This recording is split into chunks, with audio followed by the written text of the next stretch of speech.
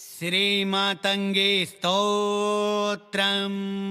श्यामाङ्गीं वाक्स्वरूपां तां राजमातङ्गदेवतां गूढविद्यां महाशक्तिं मातङ्गीं प्रणमाम्यहं। वाणी बुद्धिप्रदां देवीं मन्त्रार्थप्रतिपादिनीं मौनसङ्केतसंयुक्तां मातङ्गीं प्रणमाम्यहम्। मन्त्रिणीं राजसत्तायाः सचिवां ज्ञानरूपिणीं राजनीतिप्रदां देवीं मातङ्गीं प्रणमाम्यहम्। गीतवाद्यप्रियां देवीं नर्तनादिकलामयीं चतुष्षष्टिकलारूपां मातङ्गीं प्रणमाम्यहम्। तन्त्रमार्गप्रवक्त्रीं तां कुलाचारनिवासिनीं गुप्तविद्यास्थिरां देवीं मातङ्गीं प्रणमाम्यहम्। बीजरूपां महावाक्यां मन्त्रशक्तिसमन्वितं ह्रीं ऐं श्रीं स्वरूपां तां मातङ्गीं प्रणमाम्यहम्। वाग्जयप्रदां देवीं विवादनिग्रहक्षमां बुद्धिस्थैर्यप्रदां नित्यं मातङ्गीं प्रणमाम्यहम्। पराशक्तिं शिवप्राणां मौनार्थप्रतिपादिनीं साधकान्तः स्थितां देवीं मातङ्गीं प्रणमाम्यहम्। श्यामाङ्गीं वाक्स्वरूपां तां राजमातङ्गदेवतां गूढविद्यां महाशक्तिं मातङ्गीं प्रणमाम्यहम्। वाणी बुद्धिप्रदां देवीं मन्त्रार्थप्रतिपादिनीं मौनसङ्केतसंयुक्तां मातङ्गीं प्रणमाम्यहम्। मन्त्रिणीं राजसत्तायाः सचिवां ज्ञानरूपिणीं राजनीतिप्रदां देवीं मातङ्गीं प्रणमाम्यहम्। गीतवाद्यप्रियां देवीं नर्तनादिकलामयीं चतुष्षष्टिकलारूपां मातङ्गीं प्रणमाम्यहम्। तन्त्रमार्गप्रवक्त्रीं तां कुलाचारनिवासिनीं गुप्तविद्यास्थिरां देवीं मातङ्गीं प्रणमाम्यहम्। बीजरूपां महावाक्यां मन्त्रशक्तिसमन्वितं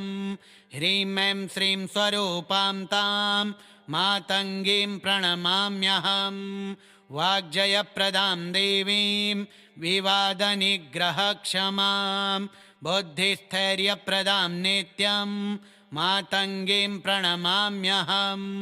पराशक्तिं शिवप्राणां मौनार्थप्रतिपादिनीं साधकान्तः स्थितां देवीं मातङ्गीं प्रणमाम्यहम्। श्यामाङ्गीं वाक्स्वरूपां तां राजमातङ्गदेवतां गूढविद्यां महाशक्तिं मातङ्गीं प्रणमाम्यहम्। वाणी बुद्धिप्रदां देवीं मन्त्रार्थप्रतिपादिनीं मौनसङ्केतसंयुक्तां मातङ्गीं प्रणमाम्यहम्। मन्त्रिणीं राजसत्तायाः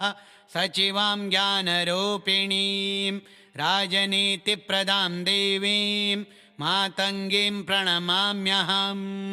गीतवाद्यप्रियां देवीं नर्तनादिकलामयीं चतुष्षष्टिकलारूपां मातङ्गीं प्रणमाम्यहम्।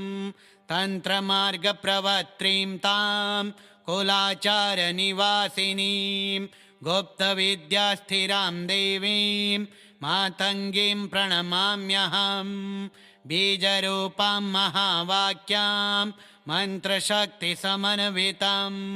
ह्रीं ऐं श्रीं स्वरूपां तां मातङ्गीं प्रणमाम्यहम्।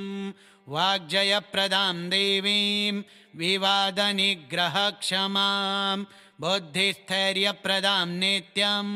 मातङ्गीं प्रणमाम्यहम्। पराशक्तिं शिवप्राणां मौनार्थप्रतिपादिनीं साधकान्तः स्थितां देवीं मातङ्गीं प्रणमाम्यहम् श्यामाङ्गीं वाक्स्वरूपां तां राजमातङ्गदेवतां गूढविद्यां महाशक्तिं मातङ्गीं प्रणमाम्यहम्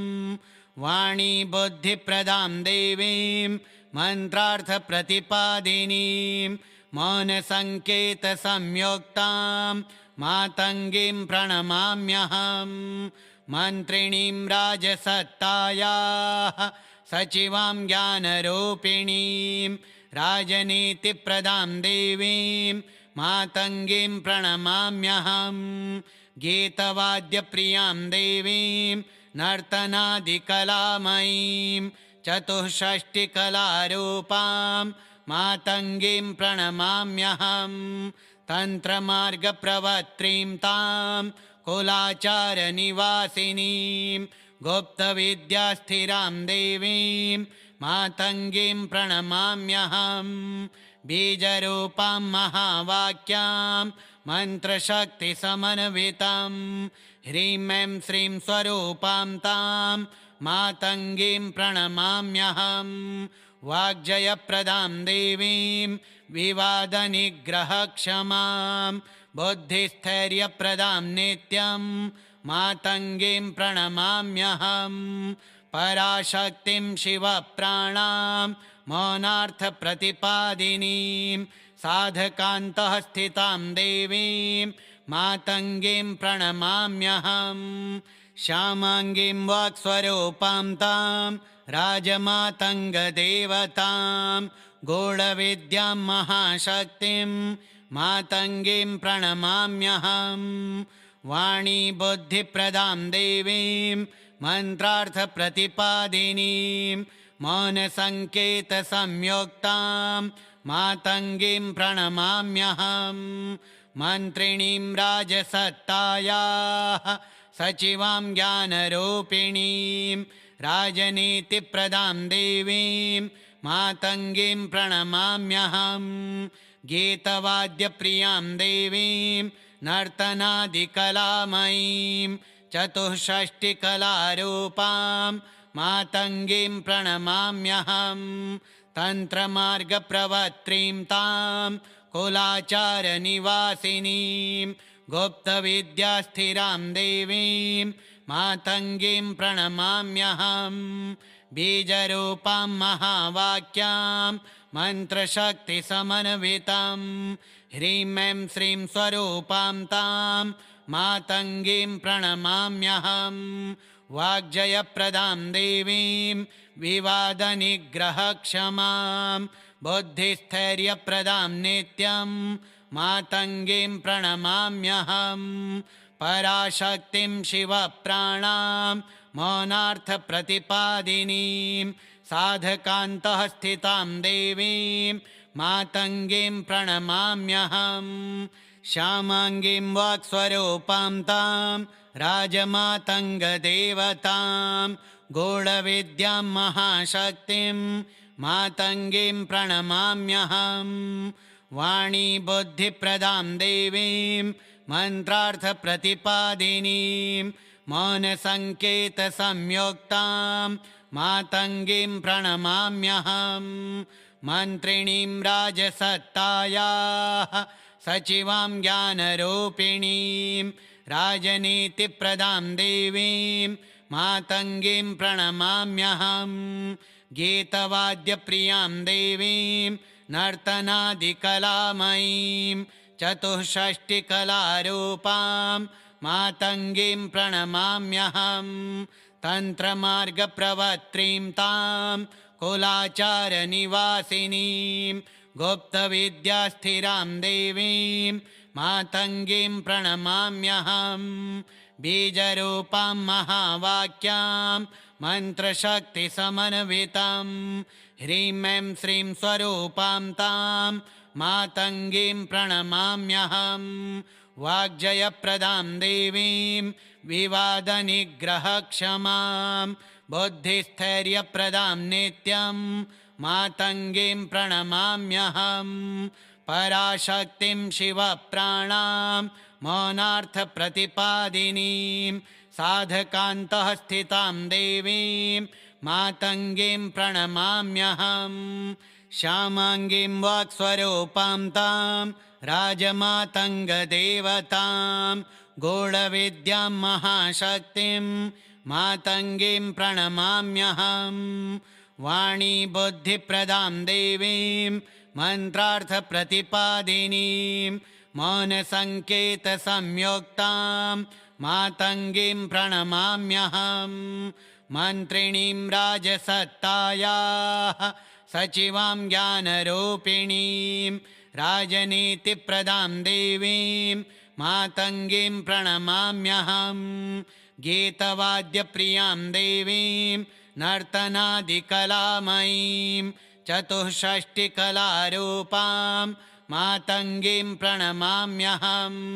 तन्त्रमार्गप्रवक्त्रीं तां कुलाचारनिवासिनीं गुप्तविद्यास्थिरां देवीं मातङ्गीं प्रणमाम्यहं बीजरूपां महावाक्यां मन्त्रशक्तिसमन्वितं ह्रीं ऐं श्रीं स्वरूपां तां मातङ्गीं प्रणमाम्यहं वाग्जयप्रदां देवीं विवादनिग्रहक्षमां बुद्धिस्थैर्यप्रदां नित्यं मातङ्गीं प्रणमाम्यहं पराशक्तिं शिवप्राणां मौनार्थप्रतिपादिनीं साधकान्तः स्थितां देवीं मातङ्गीं प्रणमाम्यहं श्यामाङ्गीं वाक्स्वरूपां तां राजमातङ्गदेवतां गूढविद्यां महाशक्तिं मातङ्गीं प्रणमाम्यहं वाणी बुद्धिप्रदां देवीं मन्त्रार्थप्रतिपादिनीं मौनसङ्केतसंयुक्तां मातङ्गीं प्रणमाम्यहं मन्त्रिणीं राजसत्तायाः सचिवां ज्ञानरूपिणीं राजनीतिप्रदां देवीं मातङ्गीं प्रणमाम्यहं गीतवाद्यप्रियां देवीं नर्तनादिकलामयीं चतुष्षष्टिकलारूपां मातङ्गीं प्रणमाम्यहं तन्त्रमार्गप्रवक्त्रीं तां कुलाचारनिवासिनीं गुप्तविद्यास्थिरां देवीं मातङ्गीं प्रणमाम्यहं बीजरूपां महावाक्यां मन्त्रशक्तिसमन्वितं ह्रीं ऐं श्रीं स्वरूपां तां मातङ्गीं प्रणमाम्यहं वाग्जयप्रदां देवीं विवादनिग्रहक्षमां बुद्धिस्थैर्यप्रदां नित्यं मातङ्गीं प्रणमाम्यहं पराशक्तिं शिवप्राणां मौनार्थप्रतिपादिनीं साधकान्तः स्थितां देवीं मातङ्गीं प्रणमाम्यहं श्यामाङ्गीं वाक्स्वरूपां तां राजमातङ्गदेवतां गूढविद्यां महाशक्तिं मातङ्गीं प्रणमाम्यहं वाणी बुद्धिप्रदां देवीं मन्त्रार्थप्रतिपादिनीं मौनसङ्केतसंयुक्तां मातङ्गीं प्रणमाम्यहं मन्त्रिणीं राजसत्तायाः सचिवां ज्ञानरूपिणीं राजनीतिप्रदां देवीं मातङ्गीं प्रणमाम्यहं गीतवाद्यप्रियां देवीं नर्तनादिकलामयीं चतुष्षष्टिकलारूपां मातङ्गीं प्रणमाम्यहं तन्त्रमार्गप्रवक्त्रीं तां कुलाचारनिवासिनीं गुप्तविद्यास्थिरां देवीं मातङ्गीं प्रणमाम्यहं बीजरूपां महावाक्यां मन्त्रशक्तिसमन्वितं ह्रीं ऐं श्रीं स्वरूपां तां मातङ्गीं प्रणमाम्यहं वाग्जयप्रदां देवीं विवादनिग्रहक्षमां बुद्धिस्थैर्यप्रदां नित्यं मातङ्गीं प्रणमाम्यहं पराशक्तिं शिवप्राणां मौनार्थप्रतिपादिनीं साधकान्तः स्थितां देवीं मातङ्गीं प्रणमाम्यहम् श्यामाङ्गीं वाक्स्वरूपां तां राजमातङ्गदेवतां गूढविद्यां महाशक्तिं मातङ्गीं प्रणमाम्यहम् वाणी बुद्धिप्रदां देवीं मन्त्रार्थप्रतिपादिनीं मौनसङ्केतसंयुक्तां मातङ्गीं प्रणमाम्यहम् मन्त्रिणीं राजसत्तायाः सचिवां ज्ञानरूपिणीं राजनीतिप्रदां देवीं मातङ्गीं प्रणमाम्यहम् गीतवाद्यप्रियां देवीं नर्तनादिकलामयीं चतुष्षष्टिकलारूपां मातङ्गीं प्रणमाम्यहम् तन्त्रमार्गप्रवक्त्रीं तां कुलाचारनिवासिनीं गुप्तविद्यास्थिरां देवीं मातङ्गीं प्रणमाम्यहम् बीजरूपां महावाक्यां मन्त्रशक्तिसमन्वितं ह्रीं ऐं श्रीं स्वरूपां तां मातङ्गीं प्रणमाम्यहम् वाग्जयप्रदां देवीं विवादनिग्रहक्षमां बुद्धिस्थैर्यप्रदां नित्यं मातङ्गीं प्रणमाम्यहम् पराशक्तिं शिवप्राणां मौनार्थप्रतिपादिनीं साधकान्तः स्थितां देवीं मातङ्गीं प्रणमाम्यहम् श्यामाङ्गीं वाक्स्वरूपां तां राजमातङ्गदेवतां गूढविद्यां महाशक्तिं मातङ्गीं प्रणमाम्यहम् वाणी बुद्धिप्रदां देवीं मन्त्रार्थप्रतिपादिनीं मौनसङ्केतसंयुक्तां मातङ्गीं प्रणमाम्यहम् मन्त्रिणीं राजसत्तायाः सचिवां ज्ञानरूपिणीं राजनीतिप्रदां देवीं मातङ्गीं प्रणमाम्यहम् गीतवाद्यप्रियां देवीं नर्तनादिकलामयीं चतुष्षष्टिकलारूपां मातङ्गीं प्रणमाम्यहम् तन्त्रमार्गप्रवक्त्रीं तां कुलाचारनिवासिनीं गुप्तविद्यास्थिरां देवीं मातङ्गीं प्रणमाम्यहम् बीजरूपां महावाक्यां मन्त्रशक्तिसमन्वितं ह्रीं ऐं श्रीं स्वरूपां तां मातङ्गीं प्रणमाम्यहम् वाग्जयप्रदां देवीं विवादनिग्रहक्षमां बुद्धिस्थैर्यप्रदां नित्यं मातङ्गीं प्रणमाम्यहम् पराशक्तिं शिवप्राणां मौनार्थप्रतिपादिनीं साधकान्तः स्थितां देवीं मातङ्गीं प्रणमाम्यहम् श्यामाङ्गीं वाक्स्वरूपां तां राजमातङ्गदेवतां गूढविद्यां महाशक्तिं मातङ्गीं प्रणमाम्यहम् वाणी बुद्धिप्रदां देवीं मन्त्रार्थप्रतिपादिनीं मौनसङ्केतसंयुक्तां मातङ्गीं प्रणमाम्यहम् मन्त्रिणीं राजसत्तायाः सचिवां ज्ञानरूपिणीं राजनीतिप्रदां देवीं मातङ्गीं प्रणमाम्यहम् गीतवाद्यप्रियां देवीं नर्तनादिकलामयीं चतुष्षष्टिकलारूपां मातङ्गीं प्रणमाम्यहम् तन्त्रमार्गप्रवक्त्रीं तां कुलाचारनिवासिनीं गुप्तविद्यास्थिरां देवीं मातङ्गीं प्रणमाम्यहम्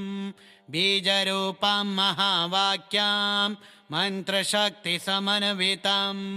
ह्रीं ऐं श्रीं स्वरूपां तां मातङ्गीं प्रणमाम्यहम् वाग्जयप्रदां देवीं विवादनिग्रहक्षमां बुद्धिस्थैर्यप्रदां नित्यं मातङ्गीं प्रणमाम्यहम् पराशक्तिं शिवप्राणां मौनार्थप्रतिपादिनीं साधकान्तः स्थितां देवीं मातङ्गीं प्रणमाम्यहम् श्यामाङ्गीं वाक्स्वरूपां तां राजमातङ्गदेवतां गूढविद्यां महाशक्तिं मातङ्गीं प्रणमाम्यहम् वाणी बुद्धिप्रदां देवीं मन्त्रार्थप्रतिपादिनीं मौनसङ्केतसंयुक्तां मातङ्गीं प्रणमाम्यहम् मन्त्रिणीं राजसत्तायाः सचिवां ज्ञानरूपिणीं राजनीतिप्रदां देवीं मातङ्गीं प्रणमाम्यहम् गीतवाद्यप्रियां देवीं नर्तनादिकलामयीं चतुष्षष्टिकलारूपां मातङ्गीं प्रणमाम्यहम् तन्त्रमार्गप्रवक्त्रीं तां कुलाचारनिवासिनीं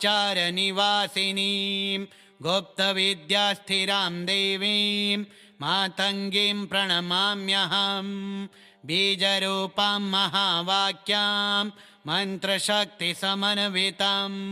ह्रीं ऐं श्रीं स्वरूपां तां मातङ्गीं प्रणमाम्यहम् वाग्जयप्रदां देवीं विवादनिग्रहक्षमां बुद्धिस्थैर्यप्रदां नित्यं मातङ्गीं प्रणमाम्यहम् पराशक्तिं शिवप्राणां मौनार्थप्रतिपादिनीं साधकान्तः स्थितां देवीं मातङ्गीं प्रणमाम्यहम् श्यामाङ्गीं वाक्स्वरूपां तां राजमातङ्गदेवतां गूढविद्यां महाशक्तिं मातङ्गीं प्रणमाम्यहम् वाणी बुद्धिप्रदां देवीं मन्त्रार्थप्रतिपादिनीं मौनसङ्केतसंयुक्तां मातङ्गीं प्रणमाम्यहम् मन्त्रिणीं राजसत्तायाः सचिवां ज्ञानरूपिणीं राजनीतिप्रदां देवीं मातङ्गीं प्रणमाम्यहम् गीतवाद्यप्रियां देवीं नर्तनादिकलामयीं चतुष्षष्टिकलारूपां मातङ्गीं प्रणमाम्यहम् तन्त्रमार्गप्रवक्त्रीं तां कुलाचारनिवासिनीं गुप्तविद्यास्थिरां देवीं मातङ्गीं प्रणमाम्यहम् बीजरूपां महावाक्यां मन्त्रशक्तिसमन्वितं ह्रीं ऐं श्रीं स्वरूपां तां मातङ्गीं प्रणमाम्यहम् वाग्जयप्रदां देवीं विवादनिग्रहक्षमां बुद्धिस्थैर्यप्रदां नित्यं मातङ्गीं प्रणमाम्यहम् पराशक्तिं शिवप्राणां मौनार्थप्रतिपादिनीं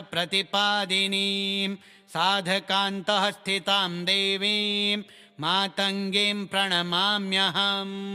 श्यामाङ्गीं वाक्स्वरूपां तां राजमातङ्गदेवतां गूढविद्यां महाशक्तिं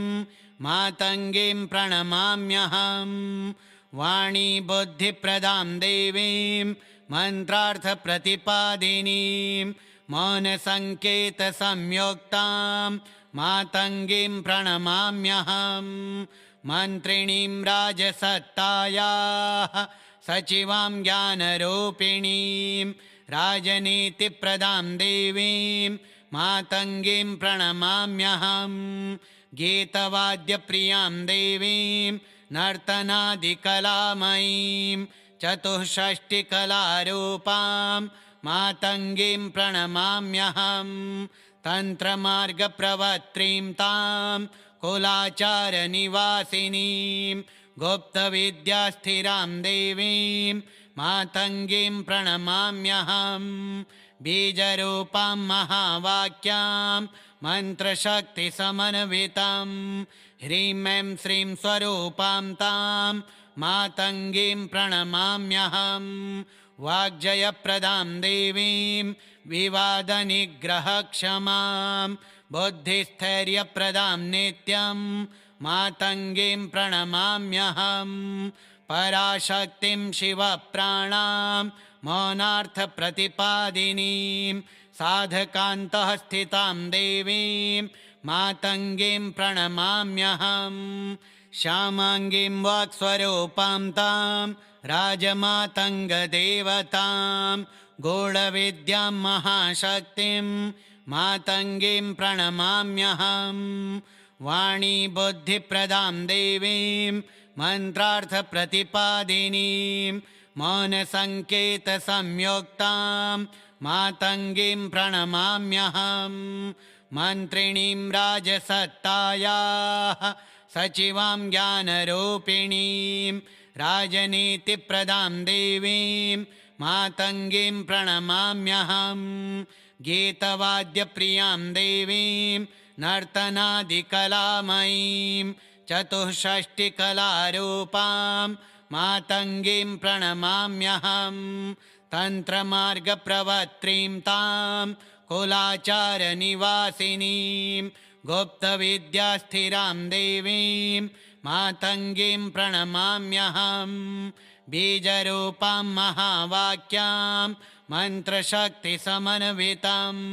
ह्रीं ऐं श्रीं स्वरूपां तां मातङ्गीं प्रणमाम्यहं वाग्जयप्रदां देवीं विवादनिग्रहक्षमां बुद्धिस्थैर्यप्रदां नित्यं मातङ्गीं प्रणमाम्यहं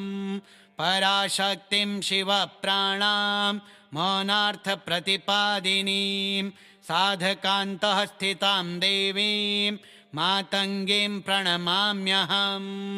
श्यामाङ्गीं वाक्स्वरूपां तां राजमातङ्गदेवतां गूढविद्यां महाशक्तिं मातङ्गीं प्रणमाम्यहं वाणी बुद्धिप्रदां देवीं मन्त्रार्थप्रतिपादिनीं मौनसङ्केतसंयुक्तां मातङ्गीं प्रणमाम्यहं मन्त्रिणीं राजसत्तायाः सचिवां ज्ञानरूपिणीं राजनीतिप्रदां देवीं मातङ्गीं प्रणमाम्यहं गीतवाद्यप्रियां देवीं नर्तनादिकलामयीं चतुष्षष्टिकलारूपां मातङ्गीं प्रणमाम्यहं तन्त्रमार्गप्रवर्त्रीं तां कुलाचारनिवासिनीं गुप्तविद्यास्थिरां देवीं मातङ्गीं प्रणमाम्यहं बीजरूपां महावाक्यां मन्त्रशक्तिसमन्वितं ह्रीं ऐं श्रीं स्वरूपां तां मातङ्गीं प्रणमाम्यहं वाग्जयप्रदां देवीं विवादनिग्रहक्षमां बुद्धिस्थैर्यप्रदां नित्यं मातङ्गीं प्रणमाम्यहं पराशक्तिं शिवप्राणां मौनार्थप्रतिपादिनीं साधकान्तः स्थितां देवीं मातङ्गीं प्रणमाम्यहं श्यामाङ्गीं वाक्स्वरूपां तां राजमातङ्गदेवतां गूढविद्यां महाशक्तिं मातङ्गीं प्रणमाम्यहं वाणी बुद्धिप्रदां देवीं मन्त्रार्थप्रतिपादिनीं मौनसङ्केतसंयुक्तां मातङ्गीं प्रणमाम्यहं मन्त्रिणीं राजसत्तायाः सचिवां ज्ञानरूपिणीं राजनीतिप्रदां देवीं मातङ्गीं प्रणमाम्यहं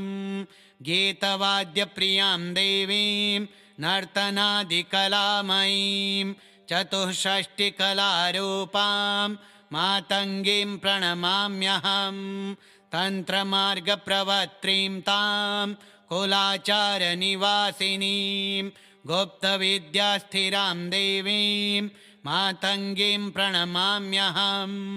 बीजरूपां महावाक्यां मन्त्रशक्तिसमन्वितं ह्रीं ऐं श्रीं स्वरूपां तां मातङ्गीं प्रणमाम्यहं वाग्जयप्रदां देवीं विवादनिग्रहक्षमां बुद्धिस्थैर्यप्रदां नित्यं मातङ्गीं प्रणमाम्यहं